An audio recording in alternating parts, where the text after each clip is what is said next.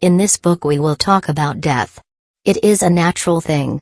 It happens to every living thing. Death is a strange thing. It is hard to talk about.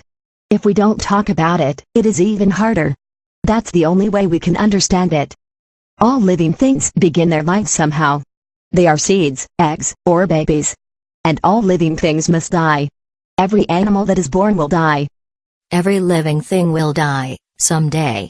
If they didn't, there would not be room for new life. We know this is true. Still, it is hard when someone dies. Why do living things die? If a dog is very old, her body wears out. She doesn't want to eat or play. She's tired all the time. Her body stops working. She is dead. Even trees can get sick. Bugs and germs can hurt trees. If there are too many germs, the tree is hurt badly. The tree's body stops working. The tree is dead. People die too. They can die from accidents, like the squirrel. They can die of being very sick, like the tree. They can die of old age. Their bodies are worn out. We see death all the time. There are dead spiders on the ground. In the winter, there are dead plants in every garden. Plants die every winter. A lot of our food used to be alive. People die too. Sometimes, we forget that. On TV, we watch cartoons. A piano falls on a man's head. Right away he jumps up. But if it really happened, he would be dead. Most of the time, we don't think about death. When we do, we are afraid. We are afraid that a loved one will die. We are afraid to live without him. We will be sad for a long time. The worst thing about death is that we can't control it. Doctors help us most of the time.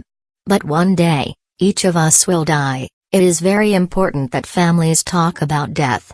If a family talks about death, it is not so frightening.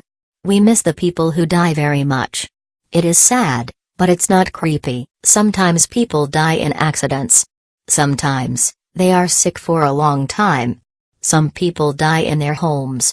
Families like knowing their loved are not hurting. When a person dies, a doctor checks carefully.